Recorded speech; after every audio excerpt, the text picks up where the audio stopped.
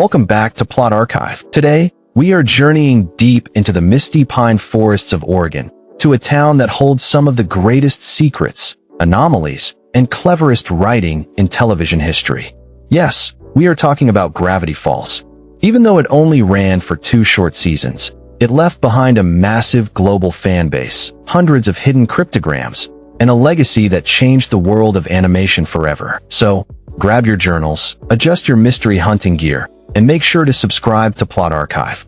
The full, unabridged story of Gravity Falls starts right now.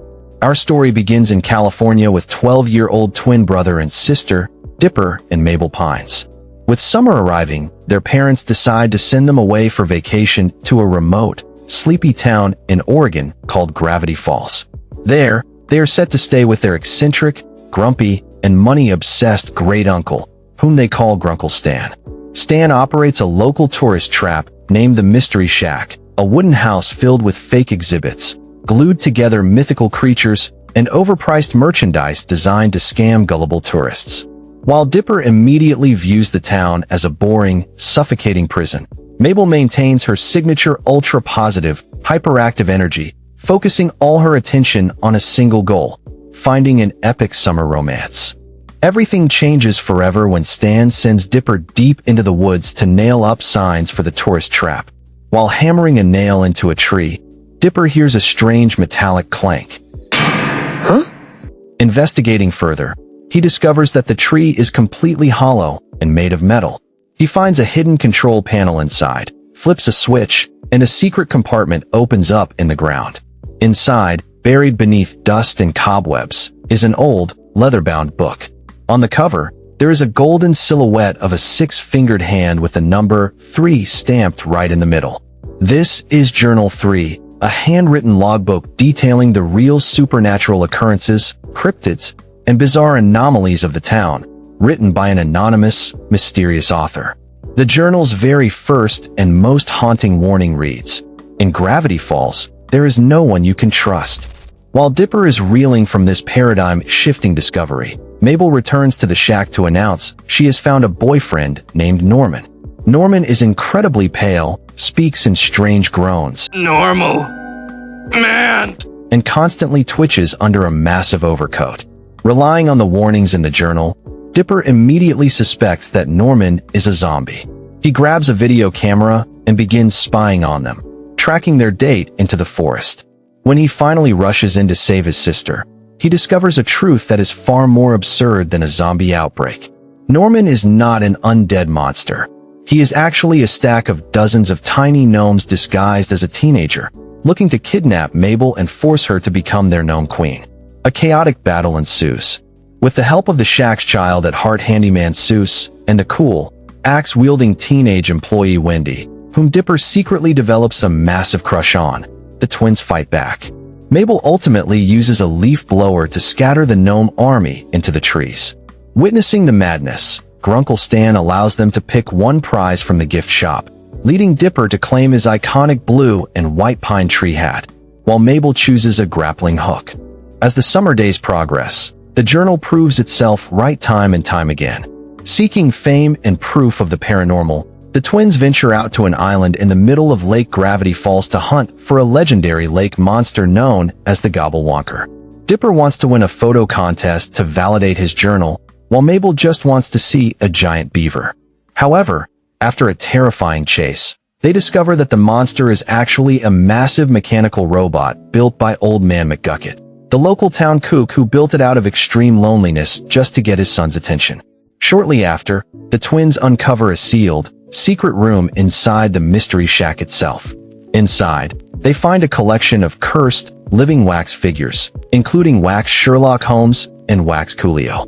When the figures come alive at night and literally decapitate Grunkle Stan's favorite wax replica of himself, Dipper and Mabel must use lines of sight, flashlights, and the heat of the morning sun to melt the vengeful wax army. But the town's darkness extends beyond monsters. It reaches into the spirit world. When Dipper and Mabel tag along with Wendy and her group of rebellious teenage friends, they break into a long-abandoned, haunted convenience store called Dusk to Dawn. The store is cursed by the ghosts of an elderly couple who hated teenagers and died of shock when they saw modern youth culture.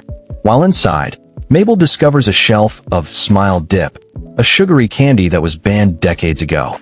She eats a massive amount of it, sending her into a wild, psychedelic hallucination where she sees flying, colorful dolphins, and futuristic creatures. To save the group from being crushed by the ghosts, Dipper is forced to perform an embarrassing, childish dance that the spirits find endearing, allowing everyone to escape the supermarket completely unscathed. The first true antagonist of the series emerges with the arrival of Lil Gideon Gleeful. Gideon is a flamboyant, white-haired child psychic who runs a rival tourist attraction called the Tent of Telepathy. The townsfolk absolutely worship him, but behind his cute, dimpled exterior, Gideon is a ruthless, power-hungry brat. Most importantly, Gideon secretly possesses Journal 2, the second piece of the puzzle. Gideon becomes obsessively infatuated with Mabel, demanding she become his girlfriend. Mabel tries to let him down gently without hurting his feelings, but when things get out of hand, Dipper steps in to tell Gideon that Mabel wants nothing to do with him. This intervention triggers a deep, vengeful hatred within Gideon, causing him to swear a blood oath of eternal revenge against the entire Pines family. As the summer heats up, the Mystery Shack hosts the annual Gravity Falls Mystery Fair. It is here that Mabel wins her pet pig, Waddles, who immediately becomes her absolute best friend in the world. Meanwhile, Dipper tries to impress Wendy by winning her a prize at a game booth, but accidentally gives her a black eye with a stray ball. Desperate to undo his mistake, Dipper runs into Blyndon Blandon, a bald, clumsy time traveler from the year 7012 who is visiting the era to fix temporal anomalies. Dipper secretly steals Blyndon's time travel tape measure, dragging Mabel through a chaotic journey across past timelines to fix his mistake with Wendy. However, every time Dipper alters the timeline to save his chances with Wendy, the butterfly effect prevents Mabel from winning Waddles. After dozens of attempts, Dipper realizes he cannot have both. Seeing his sister completely heartbroken, Dipper makes the ultimate sacrifice. He resets the timeline, gives up his chance with Wendy, and ensures Mabel gets her pig. Because of their timeline tampering, the Time Paradox Enforcement Squadron arrives and arrests a furious Blyndon Blandon. Gideon's obsession with the Mystery Shack escalates to a dangerous level. He is determined to steal the deed to the property because he believes a supreme, godlike power is buried directly beneath its foundations. Out of options, Gideon performs a dark ritual from Journal 2 to summon the most dangerous, manipulative entity in the Gravity Falls universe, Bill Cipher. Bill is a dream demon, a glowing yellow, one-eyed triangle wearing a top hat and a bow tie, operating entirely within the mindscape. Gideon hires Bill to invade Grunkle Stan's mind and steal the combination to the shack's safe. Dipper, Mabel, and Seuss use a spell from Journal 3 to follow Bill into Stan's subconscious. Inside Stan's mind, which resembles a dreamlike museum of his memories, they engage in an epic psychic battle against Bill. Bill plays on Dipper's deepest insecurities, but Dipper realizes that in the mindscape, imagination is reality. They manage to drive Bill out of Stan's head, but when they wake up in the physical world, they realize they were tricked. While they were fighting Bill inside Stan's head, Gideon simply used dynamite to blow open the safe in the physical world, stealing the deed legally. The Pines family is instantly evicted from their own home. With the Mystery Shack gone, a broken Grunkle Stan admits he can no longer afford to take care of the kids, meaning Dipper and Mabel must pack their bags and return to California early.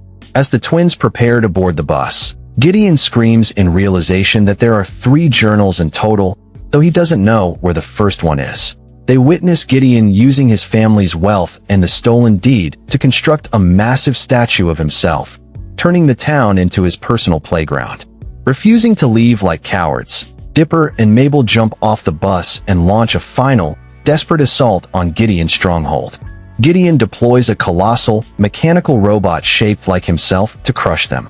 A high-stakes chase unfolds along the town's massive railway bridge. Dipper swings into the robot's glass eye, engaging in a brutal fistfight with Gideon. The robot loses its balance and crashes dramatically into the forest below. The townsfolk gather around the wreckage, exposing Gideon's surveillance bugs and frauds. Gideon is arrested and thrown into maximum security youth prison. The deed is restored to Stan, and the twins are allowed to stay.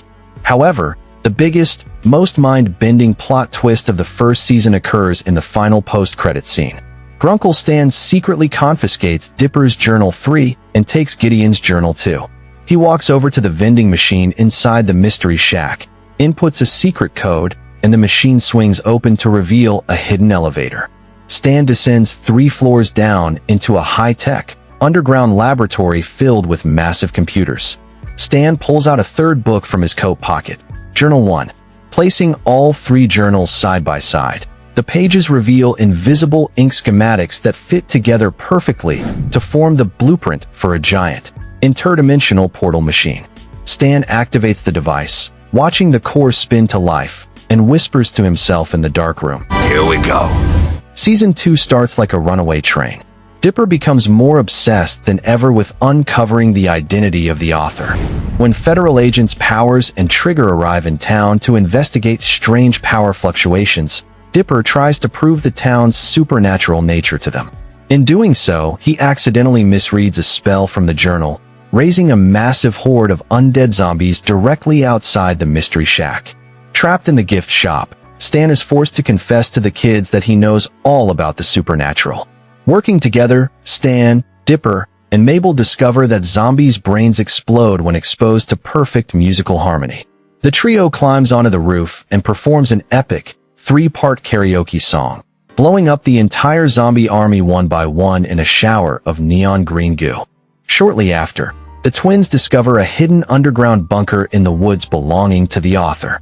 Alongside Wendy, they navigate a series of deadly traps, only to encounter a terrifying creature known as the Shapeshifter. The monster takes the form of anyone it sees, terrorizing the group and threatening to freeze them alive. Believing they're going to die, Dipper finally confesses his deep romantic feelings to Wendy. After they manage to trap and cryogenically freeze the creature, Wendy pulls Dipper aside. In a heartfelt conversation, she tells him that while she always knew about his crush, the age gap means they can never be together, but she values his friendship more than anyone else's. This honest conversation gives Dipper the closure he needs, allowing him to move past his obsession and grow into a mature friend. The true history of the town and why none of the adults remember the monsters is revealed in the episode Society of the Blind Eye. The twins, along with Seuss and Wendy, discover an underground cult that uses high-tech memory erasing ray guns to wipe the minds of local citizens whenever they witness something paranormal, keeping the town in a state of blissful ignorance. In a tragic twist, they discover that the founder of this cult was none other than a young, brilliant scientist named Fiddleford McGucket. Decades ago, McGucket had witnessed something so utterly terrifying through the portal that he invented the memory gun to forget it. However, he used the device on himself so many times that his brain completely fried, turning him into the modern-day town lunatic, Old Man McGucket. The twins raid the Society's headquarters, destroy the memory tubes, and restore fragments of McGucket's original mind, helping him regain his sanity. As the summer begins to wind down, Bill Cipher returns with a vengeance. Exploiting Dipper's sleep deprivation and desperation to crack a laptop password belonging to the author, Bill offers him a deal. Bill asks for a simple puppet, but tricks Dipper, stealing his physical body and leaving Dipper's soul floating as an invisible ghost. Now possessing Dipper's body, Dipper intends to destroy all 3 journals to prevent the portal from being stopped. Mabel, who is hosting a massive, elaborate sock puppet theater show at the local theater, realizes something is wrong. With the guidance of Dipper's ghost, Mabel fights Dipper on stage. She uses Dipper's ultimate physical weakness, extreme ticklishness, to physically exhaust his body, forcing Bill to be violently ejected from Dipper's form and saving the journals.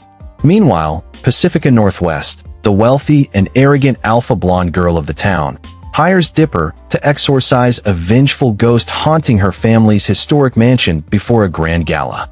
Dipper uncovers a dark secret. The Northwest fortune was built entirely on lies, cheating, and a broken promise to the local working-class lumberjacks who built the mansion. Defying her abusive, controlling parents for the first time in her life, Pacifica pulls a secret lever, opening the mansion gates to the common townsfolk, fulfilling the ancient promise and putting the lumberjack ghost to rest. This act marks the beginning of a genuine, redemptive friendship between Pacifica and Dipper. This leads directly into the monumental, series-defining episode, Not What He Seems. The FBI agents return and launch a full-scale raid on the Mystery Shack, arresting Grunkle Stan under charges of stealing nuclear waste and operating as a global terrorist threat. Dipper and Mabel evade custody and sneak down into the underground laboratory to clear their uncle's name, only to discover his massive collection of fake passports, stolen identities, and the doomsday portal counting down its final minutes. Stan escapes federal custody and rushes back to the lab, pleading with the kids not to touch the machine. Suddenly, the portal enters its final activation phase, creating a massive gravity anomaly that lifts everyone and everything into the air. Mabel finds herself floating right next to the emergency shutdown button. Dipper screams at her to press it, pointing to the data showing that the machine will tear the universe apart and calling Stan a liar. Stan, pinned to the wall by gravity, looks Mabel in the eyes and says, Look into my eyes, Mabel! You really think I'm a bad guy? He's lying! Looking past all the lies, Mabel chooses to believe in the heart of her uncle. She lets go of the console. The countdown hits 0. A blinding flash of white light engulfs the entire town. A massive shockwave ripples through Gravity Falls, and the portal tears open. From the blinding void, a silhouetted figure steps out, wearing a long trench coat, carrying heavy interdimensional weaponry, and wearing a 6-fingered glove. The man lowers his mask, picks up Journal 1, and a tearful Grunkle Stan whispers, The author of the journals. My brother. The man is Stanford Filbert Pines. In the landmark episode, A Tale of Two Stans, we finally learn the complete backstory of the town and the Pines family. Decades ago, Stanley and Stanford were twin brothers growing up in New Jersey, completely inseparable and best friends. Ford was born a genius with a rare birth defect, 6 fingers on each hand, which made him an outcast but fueled his passion for science. Stanley was a street-smart, tough-talking slacker. When Ford built a groundbreaking perpetual motion machine that secured him a chance at a prestigious university, Stanley accidentally broke it in a fit of frustration. Believing his son ruined the family's shot at wealth, their father kicked Stanley out of the house. For 30 years, Stanley lived as a wandering con artist, banned from multiple states, while Ford went to college and moved to Gravity Falls to study the high concentration of supernatural anomalies. To build the interdimensional portal, Ford hired his brilliant college friend, Fiddleford McGucket. However, when the math became too complex, Ford performed an ancient ritual and met a charming, helpful dream triangle named Bill Cipher. Believing Bill was a benevolent muse, Ford built the portal under his guidance. But during a test run, McGucket was accidentally pulled halfway into the portal, glimpsing the horrific nightmare realm on the other side. Terrified, McGucket quit the project, warning Ford that the machine would bring about the end of the world. Realizing Bill had played him, Ford shut down the machine and hid the journals. Out of options and consumed by paranoia, he called his estranged brother Stanley to the house, giving him Journal 1 and telling him to take it as far away as possible. A bitter argument broke out, escalating into a physical fight inside the lab. During the scuffle, Stanley accidentally pushed Ford into the active portal, which instantly shut down, trapping Ford in the multiverse. Stanley, help me! Oh no, what do I do? Stanley! Stanley! Do something! For 30 years, Stanley assumed his brother's identity, turned the house into the Mystery Shack to pay the property taxes, and searched tirelessly for the other 2 journals to turn the machine back on and bring his brother home. Ford is finally back, but 30 years of fighting for survival in brutal alternate dimensions have hardened him. He refuses to forgive Stanley for his reckless use of the portal and demands that Stanley pack his things and leave the shack forever at the end of the summer. Recognizing Dipper's immense intellect, Ford takes the boy under his wing. They bond over a complex, Dungeons & Dragons-style tabletop game that comes to life. Ford eventually pulls Dipper aside and shows him a fragile, glass containment unit containing an interdimensional rift left behind by the portal's shutdown. Ford warns Dipper that if this glass sphere ever cracks, the barrier between their world and the nightmare realm will shatter completely, causing an apocalyptic event. Ford offers Dipper an official apprenticeship to stay in Gravity Falls after the summer ends and become his permanent research partner. Dipper, ecstatic at the thought of a life dedicated to mystery, accepts the offer, completely forgetting what this means for his sister. The twins' 13th birthday, and the official end of summer, is only a few days away. Mabel, overhearing Dipper's conversation with Ford, realizes her brother is planning to abandon her, leaving her to face high school and the scary reality of growing up entirely alone. Overcome with grief, Mabel grabs Dipper's backpack and runs crying into the woods. Deep in the forest, she encounters Blandon, who has escaped from time prison. Blandon tells a vulnerable Mabel that if she gives him a specific device from Dipper's bag, he can use time bubble magic to create a permanent loop, making the summer vacation last forever. Desperate to preserve her childhood, Mabel hands him the glass sphere containing the interdimensional rift. Blandon takes the sphere and smashes it onto the ground. As the glass shatters, Blandon's eyes turn into vertical slits, laughing maniacally as Bill Cipher reveals he has been possessing the time traveler all along. Bill snaps his fingers, casting a sleeping spell on Mabel and locking her inside an impenetrable, pink time bubble. The sky above Gravity Falls tears open in a massive, bleeding crimson rift. The end of the world arrives in an event known as Weirdmageddon. Bill Cipher gains a physical, three-dimensional form. Physical form? Don't mind if I do! Bringing his army of grotesque, multi-eyed nightmare monsters into reality. Gravity turns upside down. Waves of pure weirdness alter the molecular structure of the town, and Bill uses a laser to petrify the citizens, stacking them into a colossal throne of human agony inside his floating fortress, the Pyramid. Ford attempts to assassinate Bill with a high-tech quantum rifle, but is captured and turned into a solid gold statue. Left completely alone in a post-apocalyptic wasteland, Dipper teams up with Wendy and Seuss to launch a rescue mission to save Mabel from her bubble. Breaking through Bill's defenses, they enter the bubble to find Mabeland, a candy-coated, permanent 90s-style paradise where every single wish comes true instantly. Mabel, living in denial, initially refuses to leave her perfect fantasy world. However, Dipper puts on a legal defense of reality, showing her memories of their childhood and reminding her that growing up isn't scary because they will always face it together, side by side. Touched by his loyalty, Mabel rejects the illusion, destroying Mabeland from the inside out as the group escapes back to the real world. Returning to the ruined Mystery Shack, they discover a resistance group composed of surviving townsfolk, including McGucket, Pacifica, Wendy's father, and the forest gnomes. Because the shack was built out of unicorn hair-protected wood, it is completely immune to Bill's weirdness magic. Utilizing his engineering genius, McGucket leads the group in a massive construction project, transforming the Mystery Shack into a colossal, walking mechanical battle mech dubbed the Shacktron.